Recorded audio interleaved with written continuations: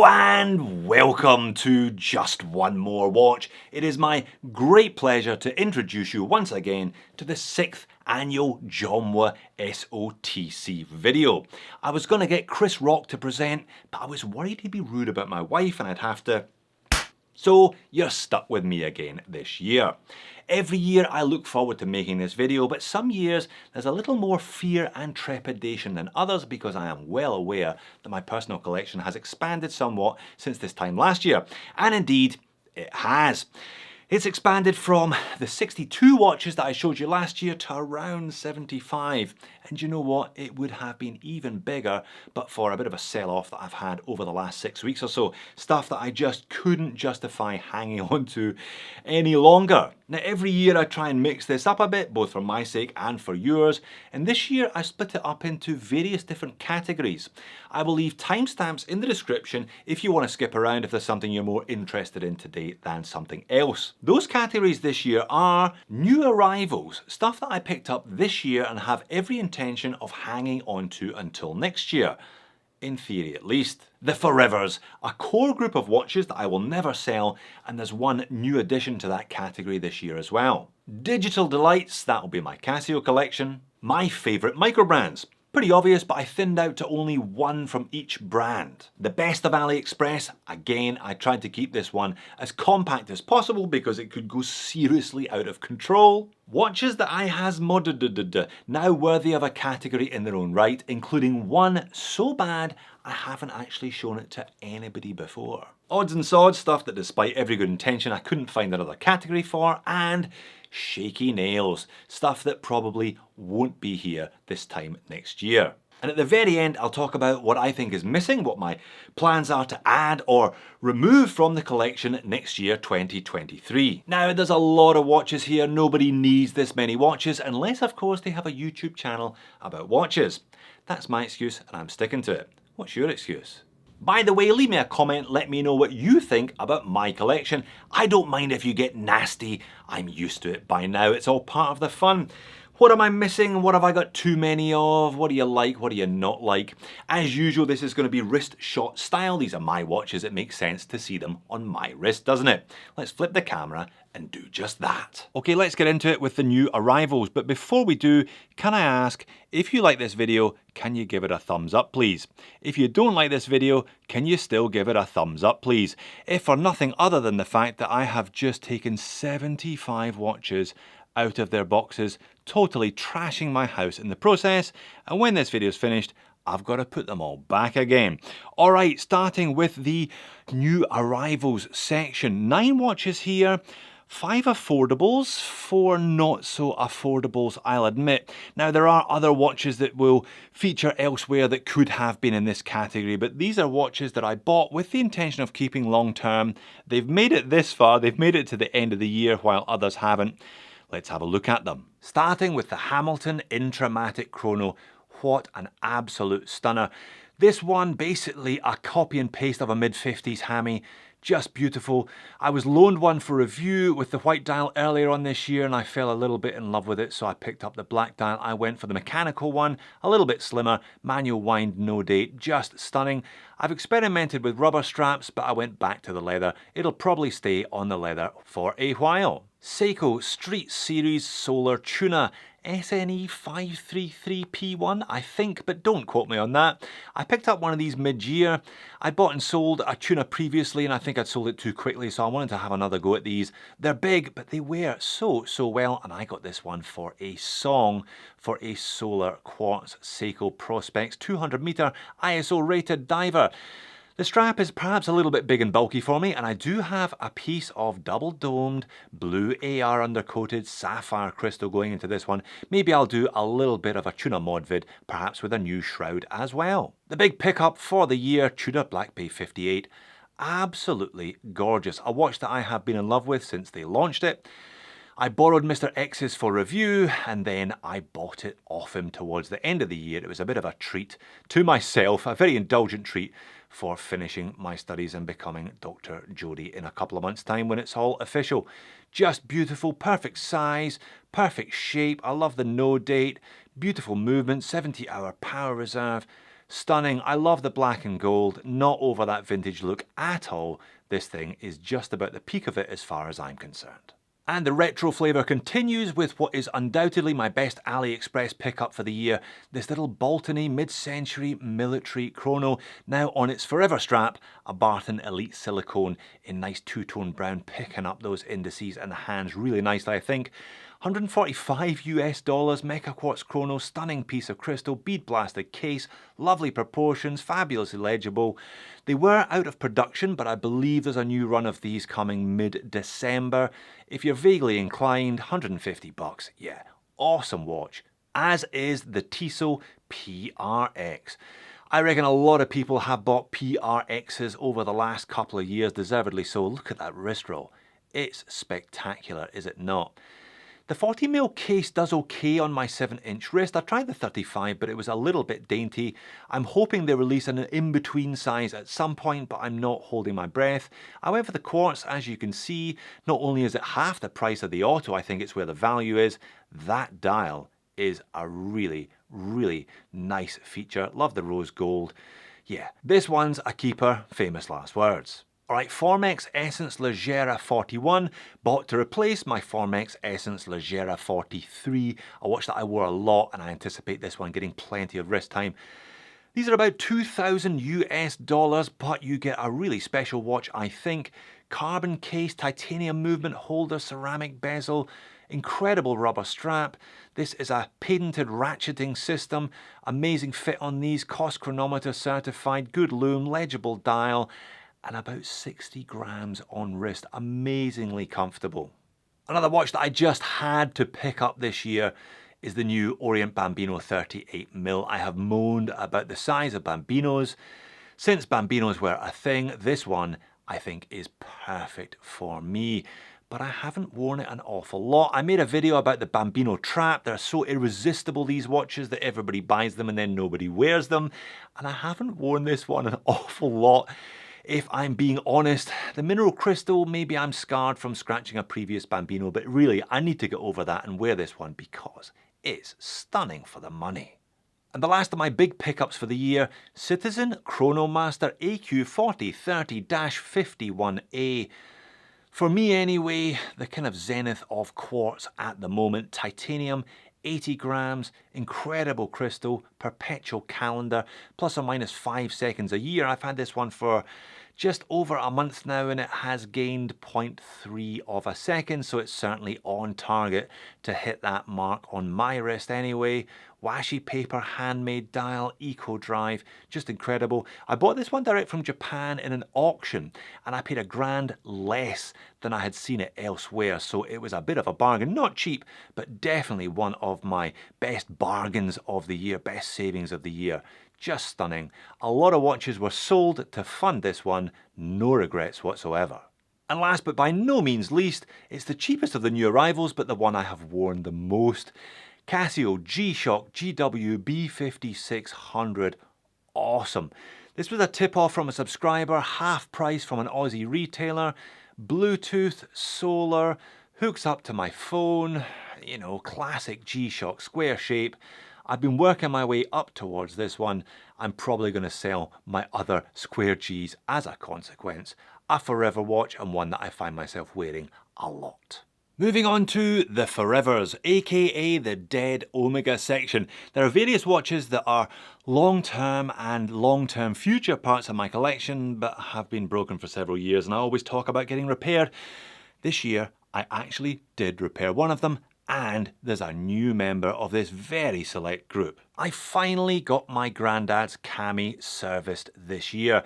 I paid $220 for a local Aussie watchmaker who specialises in vintage, and I'm not happy with it. He took 3 months, hadn't replaced the acrylic crystal despite the fact that it was on the job order. When I turned up, he did it on the day and he fitted a bit that was too small and it kind of gets stuck occasionally. I think the second hand fouls around the 10, so it's going to go back. But hey, at least the movement's serviced, so yeah, that's something. It'll still be here next year and hopefully it'll have the right piece of acrylic attached. It's a bit of a sentimental section as well, this one. So from my granddad to my dad. My dad's been wearing a Navitimer for decades and he gave me this one 7 years ago. Still looks minty fresh. It's a very occasional wear for me. I intend to keep this one good so I can pass it on to the next generation or the generation after that or whatever. Absolutely a stunning watch though, and I love the brown leather against that black dial. My goodness folks, get your hankies out. This is the watch that my wife gave to me when we got engaged and I wore it at our wedding. 2017 Aquaterra 38.5, currently on a rubber strap. Now with the addition of that Citizen Chronomaster, this one might end up going and staying on leather. I've got a nice Hirsch leather with matching Omega buckle and tang. Just a stunning watch. I don't wear it as much as I should given how beautiful it is. Every time I do though, it just takes my breath away. Dial, hands, crystal, all magnificent. And check out this tiny Casio. This is a Casio W10. This is the first watch that I remember owning. I had one of these back in the mid-1980s. Not this one, unfortunately. The original is long gone. But I picked this one up, new old stock from a dealer in Spain a couple of years ago, and it hasn't left the house. You look at that, the rubber is beginning to degrade a little bit, just sitting in the box, the resin.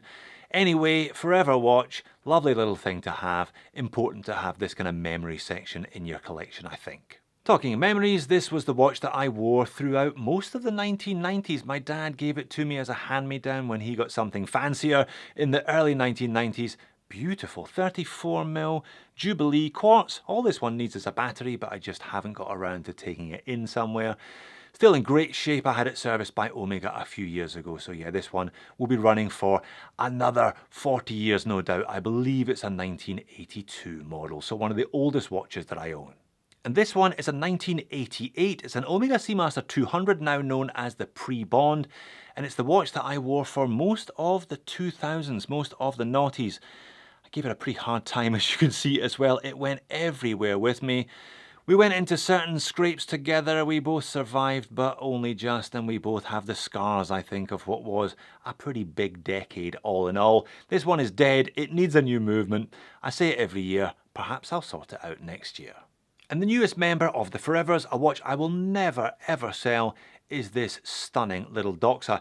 Not new to me, I picked it up in 2021, but it is now fully serviced, repaired and restored by Michael Bolton over at the My Retro Watches channel in the UK. He got in touch after seeing it in a video, said he could fix it, and this is how it came back. Absolutely beautiful. So it's now my wearable retro piece. I don't wear my granddad's cami out of the house all that often. I want to keep it, but I don't wear it. This is something that I can wear and wear with pride and wear knowing that someone else put a lot of love into it. So thank you so much once again, Michael. What a guy, what a watch. Okay, digital delights, aka my Casio collection. Admittedly, there are a couple of Annie Digis in there as well. As you saw, my first ever watch that I can remember anyway was a Casio. They have a very special place in my heart and they make incredible watches for the cash. But my Casio collection has thinned down this year and I'll tell you why. And it's because of this watch, the W217H. If I'm looking for something lightweight that I can just grab, it'll be set at the right time, it's got a light and a stopwatch and various other things I need, with a decent amount of water resistance, this is the watch that I have increasingly found myself going for. Big legible numerals as well, and it's a decent size. It's not quite as tiddly on wrist as an F91W, for example. I've got a baby, I am up every single night at some point in the night, so having something with a light on it where I can tell what time the bugger's woken me up is quite important. More often than not, I'm going for this one these days. Which has left some of my other Casios a little bit unworn and a little bit unloved this year. That doesn't mean to say I'm going to get rid of them. I love these DBC 32s, they are a fun watch to wear, so much so that I have two of them. I picked this one up in 2007, so I've had it for 15 years and counting. A lot of fun. As are the AE1200s, aka the Casio Royale, so much so, I'm sure you spotted, I now have 3 of them. This is the original one, this is my oldest. Standard black resin, unmodified, unmolested. Still a watch that I wear quite a bit, still packed full of features, and there's nothing else that quite looks like it. Apart from my other ones, of course. This one is modded. That is a metal case. That is sapphire crystal covering the dial. Still only weighs in at about 80 grams, perhaps a little bit top heavy. I kept the original Casio resin band on this one. I did a vid for a company, SKX Mods, earlier this year, and they sent me a bunch of these kits. They're great. About $99, which sounds like a lot, but once you see what you end up with, I don't think it's too much money. This is another one of theirs, meaning all metal and all sapphire, even has a metal bracelet. Other than the Casio one with rolled links. Now they have just started to do bronze ones and replacement dials effectively, so maybe I'll do another vid. It's an excuse to buy another bunch of these fantastic watches, if nothing else. I've still got my original Casio Oak, the battery powered one, non-solar, non-Bluetooth, non-metal, non-modified. I kept it stock after having done various things to it over the last couple of years. Great watch. It has been bumped down my G-Shock pecking order by the Bluetooth Square that you saw earlier on. But yeah, no plans to sell this one. It's a long-termer. And this is the latest addition to the Digital Delight section, the new Casio AQ100. I bought two. I bought one in silver and one in gold. I kept the gold one because why not? Another spectacular wrist roll.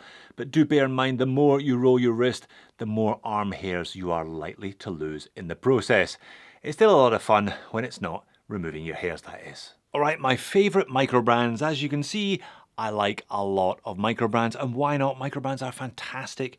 Look on the table. Colour, shape, size, design, diversity that you don't often get from the big brands, and there's some incredible value for money pieces down there as well. Let's have a look at them. Starting with this Zelos Mako 2 in full bronze with grey meteorite dial. Not the oldest Zelos, but the first one that I reviewed on the channel. I reviewed one with a black meteorite dial, sold it, regretted it, and bought this one to fill the hole. And it's a watch that I do still wear quite a lot.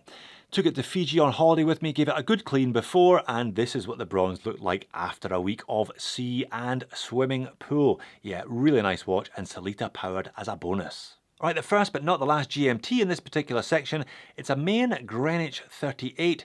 Interestingly, none of the GMTs have Seiko NH34s in them. I'm sure there'll be a few on the table next year. This one has an old Jeanneau Ocean Rover bracelet on it. Love the glass in this one. Love that glossy black enamel dial. Sweet little watch, 38mm, my preferred size as well. And it's another watch that I have owned, sold, regretted, selling and rebought. It's the Helm Vanuatu. I still rate this as one of the best, if not the best watch you can pick up under $300. If you've got 3 years to hang around on the waiting list. Such an overbuilt watch, this one. Plenty of nice touches. Really robust tool diver. A little bit big for me perhaps, but I feel I have to keep it as a benchmark because it's the benchmark. Stratton Special. Another watch that I owned, sold, regretted and reacquired. This is a limited run of 40 pieces, high polished case with that cream chapter ring and the brown dial. Super 70s. By Kyle over at Stratton. Cracking watch with a Valjoux 7750 in it. Now he has just done a new run with more modern colour tones. You can expect to see a review of them coming up before Christmas. You can also expect to see a review of the latest watch by Feynman, their Fjord. Not this, this is their one, this is their original. They've redone this one as well. Really, nothing else looks like this watch at all. It's got an ETA 7001 manual winder, completely out there, left of centre, very, very unorthodox, but just gorgeous, I think. Talking of unorthodox, it's the only LED watch in my collection after my sister whipped my Armatron Griffey. It's the Gerlach Cosmonauta. This one went to space, well, maybe not this one, but a watch like this went to space on the wrist of a Polish cosmonaut in the 1970s. Yeah, cracking watch, this one. I think they come in at about $350 USD. For that price, they're a lot cheaper than a lot of other LED watches by Hamilton, for example. That thing is outrageously priced, and this, I think, is just as much fun, but you do need two hands to operate it. Second Formex in the collection, this is their brand new Reef GMT, and my, isn't it a stunner. Another watch with an amazing wrist roll, just beautifully manufactured. With these GMTs, you can pop the bezel off, you can change it for something else if you're getting bored or you just want to mix it up. Bit of a bling master, this one, in that black and rose gold colour, just beautiful. Everything's so nicely made, and patented ratcheting clasp, so you always get the right size and fit. Slim on wrist too. Full review coming early next year. But I have made full reviews of all the others, including this Decla Turbulence modern style Flieger with the Just One More Watch channel logo above the double batons at 6. This one on an Erica's original Paratrooper Marine Nationale style strap that glows in the dark, a gift from Mr. X. Next up is a quartz GMT. It's a Phoebus Eagle Ray GMT in quartz. I think one of their best models. I've been reviewing Phoebuses since the very beginning of my channel, and really the very beginning of their company as well. I rate their Eagle Ray range very highly. These, when they're in stock, are only about 220-ish, I think. I really like the styling, kind of steampunk mixture of Romans and the Fume dial, but everything is super clear and legible. Lovely piece of sapphire. Yeah. Always like to have a few quartz in the collection, increasingly so. This is one of my favourites. Alright, it's the Aloha GMT on another one of these rubber straps. They are all over the place in my collection at the moment from top to bottom. Now I reviewed this one earlier on this year and I gave it a bit of a hard time. I thought for the price they were charging, it should have been a little bit better in every single area. That's not to say it's still not a good watch though, good loom, 40-20, nice movement in the back, and I do appreciate a GMT complication these days. I'm not alone, am I? Alright, next up, I love it, but I also hate it. It's the watch that pretty much killed off the Loom Wars series. It's the Signum Cuda Titanium Full Loom Dial. A little bit big for me, but another benchmark. I have not seen a watch with loom like this one before. And I doubt I will see a watch with loom like this again. Hang on a second. I mean, that's bonkers, right? That is just bonkers. And it doesn't fade at all for hours and hours and hours. Oh my goodness, the best of AliExpress. If I had a lot of MICROBRAND watches, I've got even more AliExpress watches. And why not? They are some of the best value watches on the planet for sure. And again, look at the diversity on the table. But having said that, I'm going to start with a watch that I have two of.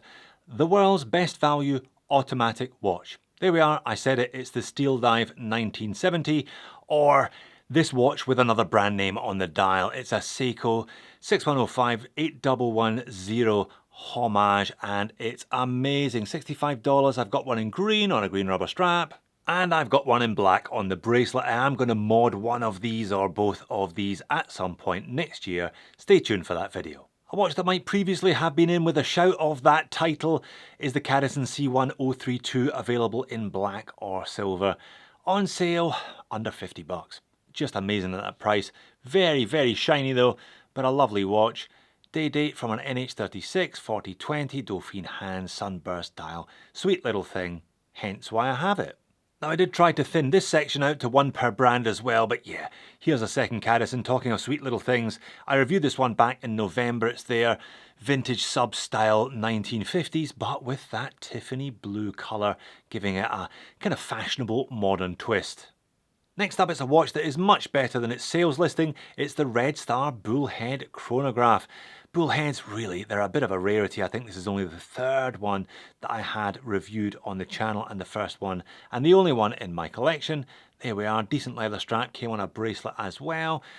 Now, only mineral crystal, but it's powered by a Seagull ST1901 column wheel mechanical chronograph movement. Again, a bit of an oddity, but not that much of an oddity, because I've got two more watches with the same movement in my collection as well. This one is the Seagull 1963, of course, 38mm with sapphire crystal, and I keep it on this distressed leather 18mm NATO, one of only two watches on NATO straps, I think, in my entire collection, which tells you everything you need to know about my opinion about NATO straps, doesn't it? Whereas this is the Sea-Gull 1963, basically the officially licensed version of the same product from Seagull, the manufacturer. So they manufacture the movement, they manufacture the entire watch, but they charge a hefty premium for the fact that this one is official, and you can't even see the movement through the case back, which is a bit of a shame, but definitely worthwhile having both. And yeah, go on, one more cheeky little Seagull that's part of my collection. This one's a bi-disc, or at least that's what I called it. Apparently there's a bit more Nomos in it than I had given credit for in the review. Hey, there you go, perhaps not as original as I had thought, but still a lovely little watch and a treat to wear because it's so slim and it's so light. Now, I know I'll never own a Rolex Submariner. I'm okay with that. I have reviewed every single Rolex Submariner homage under the sun, I think, by this stage, from Tissot, from Squale, from Davosa, right down to Pagani's, Loriots and Tavisas. This Chronos, I think, is not only the sweet spot, but it's probably the best of the lot as well. Beautifully made, everything works perfectly, and it looks and feels exactly like a sub for a tiny fraction of the price. Next up, it's my Aesop Aventurine style sparkly dial tourbillon. I think I paid $225 or something for this one a couple of years ago. What an entertaining watch. I put it on this blue rubber strap I got on eBay for a couple of bucks because it vaguely colour matches. Perhaps I can find something a little better for it, because you know what? I think this watch is probably worth a better strap. Next up, it's a pair of Paganis. I'll never own a Royal Oak chronograph because I don't really want to own a Royal Oak chronograph. But I do like this Pagani. Definitely one of their best, really nicely done, and on sale these are like $65, $70. A proper nugget, and I'm a big fan of the Mecha Quartz movement. I know people don't like these things, but they're just so sensible. I think they're great. I've got about 6 or 7 in my collection. And it's yet another watch with a Seiko movement, the first with the new NH34 4-hand GMT automatic. It's the Pagani World Timer. I got a couple of these in for review in November this year in time for the sales, and they're pretty awesome for the money. Just over $100 for an automatic GMT by Seiko with sapphire crystal, etc, etc. I'm going to do a mod vid though. I think it's probably worth looking at replacement bezel inserts, replacement clasps, straps, etc, just to mix these up a bit. Again, you can look forward to seeing that one in early next year, if of course you're interested. So from the latest and greatest Ali watch to one of the OGs, the Guanqin GJ16034, a watch that I have already made a mod vid about.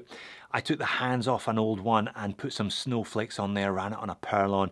Super light knockabout daily, day date complication, sapphire crystal, and again those kind of interesting hands, arrowhead indices, and a reasonably passable leather strap.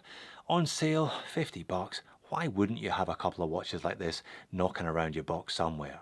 But if you're looking for the very best of AliExpress, I would steer you towards San Martin. They make some fantastic watches, really, really beautifully made, and I know that the factory makes a lot of micros as well. Some really well regarded and well manufactured micros. I like this one. It's their 39mm Explorer style. This is a slightly older model, a V1 with 14-odd hands and indices and italicized font logo. Such a sweet watch to wear, this one. You put one of these on, leave it loose, wear it below the knuckle, and just rattle around all day with it. It's a lovely, lovely watch. As is this one. It's their new Tudor Ranger style, in the queue for review but won't be going anywhere afterwards. I'm kind of captivated by this watch. It is just beautiful. The Ranger itself is so simple. This one is also so simple. Has my opinion about Tudor homages changed now that I'm a Tudor owner? No, definitely not. This is still an incredible watch for a fraction of the price of the original again. Right, moving on to some of my watch mod projects. I hadn't realised that there were so many of these lurking around in my collection. There are a few others here and there as well, but these are the most recent ones. Some from a couple of years ago, some from this year, and one that I haven't been brave enough to show anybody so far. Let's start with that one. Ladies and gentlemen, for the first time anywhere, let me introduce you to the No Time to Yilang. This was a former tritium tube watch. You know I've got a thing for tritium. I've been trying to find some decent budget stuff and I'm still failing miserably in that. I reviewed this one last year and it lurked in a box. The case wasn't all that attractive, so I took the movement and dial, hands, etc. out, and I scoured my drawers for a suitable case. The only case I found that fitted the dial and hands was an old Pagani No Time to Die. So this is the result. What do you think? I was going to replace the bezel with a white one, but then I thought, is it actually worth it? Have I taken 2 decent watches and made one bad watch out of them? Is it just throwing good money at bad? Let me know what you think. Should I persevere with this one or just put it in the bin? One watch not going anywhere near the bin is my Casio Duro Mods. A bit too big for me, to be honest. I don't actually wear this one, but again, it's one of those kind of benchmark watches. And it was one of my more successful mod projects. Flat sapphire crystal, a new bracelet, and I did upgrade the clasp to a milled one, all for around $50 US, making a big improvement to what was already, let's be honest, a fantastic watch. Now this jellyfish sort of Seiko wasn't and still isn't a fantastic watch. I bought it on Ali, it turned up as a fake, it wasn't what I was expecting, but the movements of Seiko and the dial and hands are actually really decent, so I picked up one of these $25 jellyfish cases. Oh my goodness, it's the flimsiest case you can possibly imagine. There's no water resistance whatsoever, but hey, it looks kind of alright. I will probably transfer the whole lot into something else at some point in 2023. Now this is an old mod. This is a 7002 that I modded many years ago with double domed sapphire crystal, check the distortion on that, ceramic bezel insert, Uncle Seiko, grains of rice, and a new dial and handset. Don't think it's left the house since though. I have a problem with my mod projects. Once I've completed them, I tend to kind of put them away in a box and then never wear them again. Perhaps I should stop modding watches. But if I did, there would be no watches like this in the world. The Amphib Mariner SKX. Remember this one from a couple of years ago? I was bored and decided to make a mod project. Took a Starking case, the bezel and insert from an SKX along with the original hands. I added a third-party second hand, the dial from a Vostok Amphibia, and then I glued it all together. Unfortunately, the glue hasn't quite held over the years, so we've got a bit of a Marlon Brando thing happening. Can't say it actually makes it look much worse. Another mod project from several years ago was my attempt at making a dress diving Vostok. I took a 420 case, so 18mm lug width on a Vostok mesh here. I replaced the dial, replaced the handset with a no-date version. That is a custom coin edge bezel with a Stealth SKX insert, and because it's a Vostok, it's still running perfectly. There is very little you can do to destroy these things. Yeah, one of my more interesting projects, this one, shall we say. And one from this year is my SRPE two-tone, or at least it's less two-tone than it used to be. This one got a double dome sapphire crystal, which is the biggest thing you can do to this watch. It's a well worthwhile upgrade. It also got a gold crown from the Moki Mods and a strap code Jubilee. Yeah, nice, but again, haven't really worn it much since I made it. But in the interest of honesty, let's have a look at one that hasn't really stood the test of time. This is an SKX 009, as you can see, that I modded with a piece of wildly AR undercoated sapphire crystal. I did an NH36 swap on this one, put a loom ceramic bezel insert, and I believe that is a Zoan straps fitted end link rubber to it. But yeah, this one isn't working so well. I think I need to take the movement apart and adjust the day and date wheel and then get the crown going again. So perhaps it's a watch that I can modify for the second time next year. Alright, odds and sods. I don't mean that disrespectfully, it's just stuff that didn't really fit into any of today's other categories. And looking at it, it's mostly Seiko, Vostok with one Orient and one Casio. So kind of big brand stuff that is neither new, nor forever, nor crucially on the chopping block. And one watch that is just about as secure as anything this side of the forever section is my Seiko Sarb 033. I thought about flogging it for maybe 30 seconds this year to fund the Chronomaster, but I quickly decided that it would be one I would regret selling if I did, so I didn't. It's on an Uncle Seiko Jubilee, not the finest bracelet in the world, but it really does suit the watch. I'm going to give this one some love over Christmas. I'm going to take it on a little road trip with me. It deserves some love. It's a lovely watch. Another lovely watch is the Casio Edifice Aquaterra 40mm. I've been threatening to get some sapphire crystal for this thing and I really must get around to doing that. Yeah, really nice. If you've got a budget of less than 100 and you want a kind of go anywhere, do anything daily, looks classy, wears beautifully on wrist, this is still one of my top recommendations. Not too many people have been recommending Vostoks this year. Yeah, anyway, still great watches. I love this one. Paired up with another one of those silicone straps, picking beautifully the little blue accents on the second hand and the bezel insert. One of the more unusual case shapes, this one I can't quite remember the reference, I'm sure one of you will, and post it in the comments section below. One of a number of Vostocks in my collection that haven't really got much wrist time this year, if I'm being honest. Like this Zizou, another 420 case on rubber, really cute little watch this one. If you're looking for a $100 dive beater, yeah, you can't really go too far wrong with a Vostok Amphibia if you can find one that is somewhat to your taste. And if you can find one of these full stop, the Vostok Komandierski GMT is one of the best sub $100 GMTs. The NH34 is going to totally shake up that market, but this thing still holds its own. It's a proper unit. Again, dump the bracelet, get one of these fantastic Vostok mesh on you. Yeah, really, really cool looking watch, I think, as well.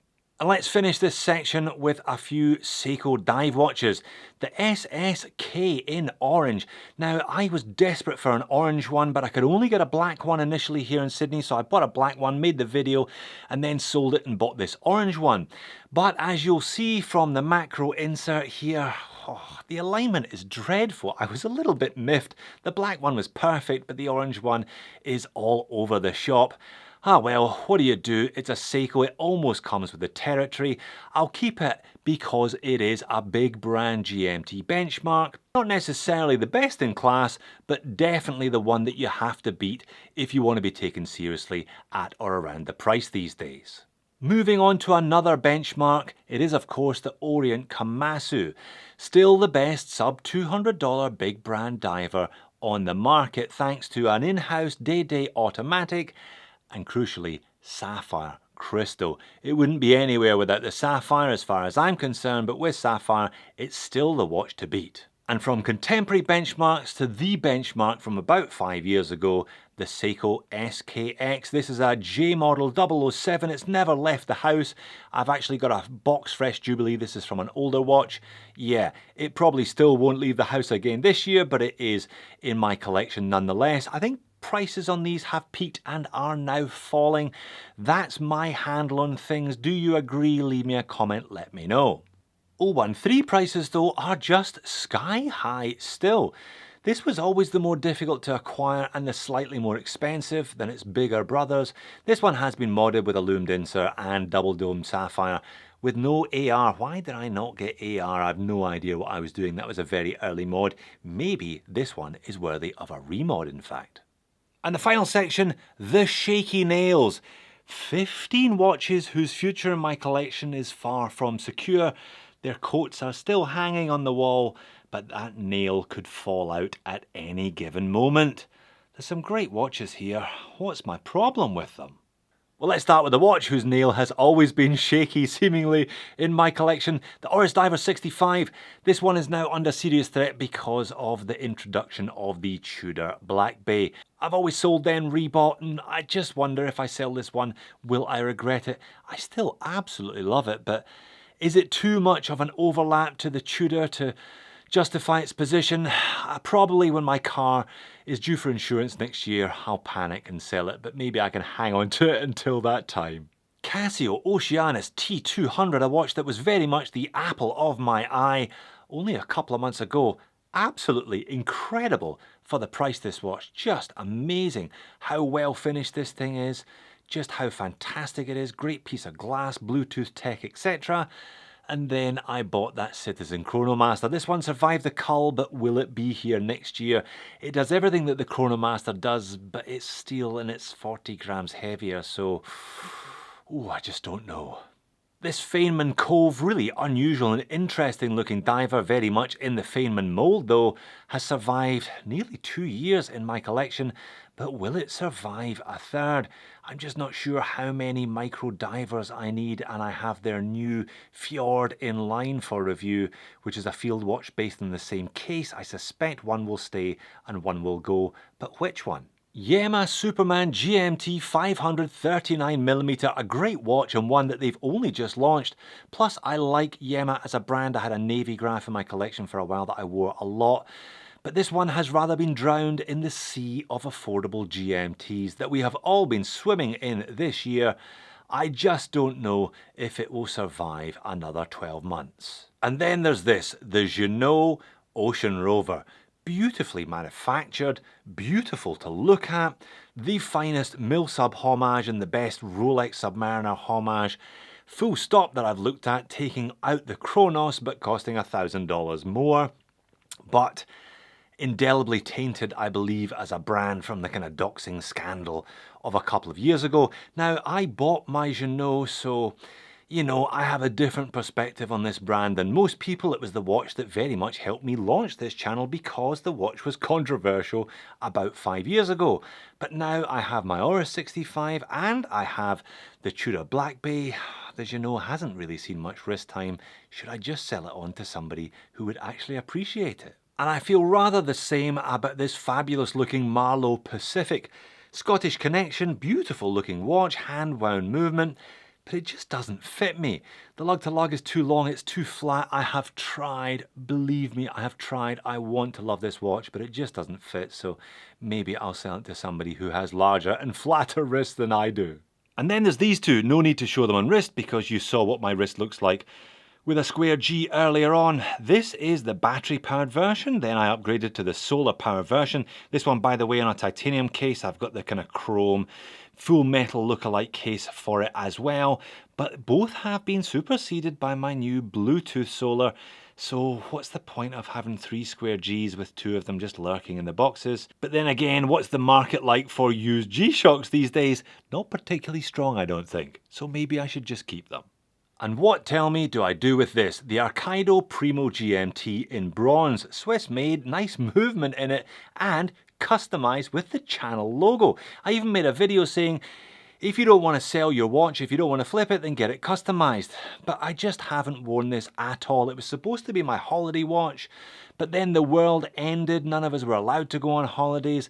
And then there was the aforementioned deluge of affordable GMTs, and this one has dropped down that particular pecking order. But who wants to buy a watch with the channel logo on it?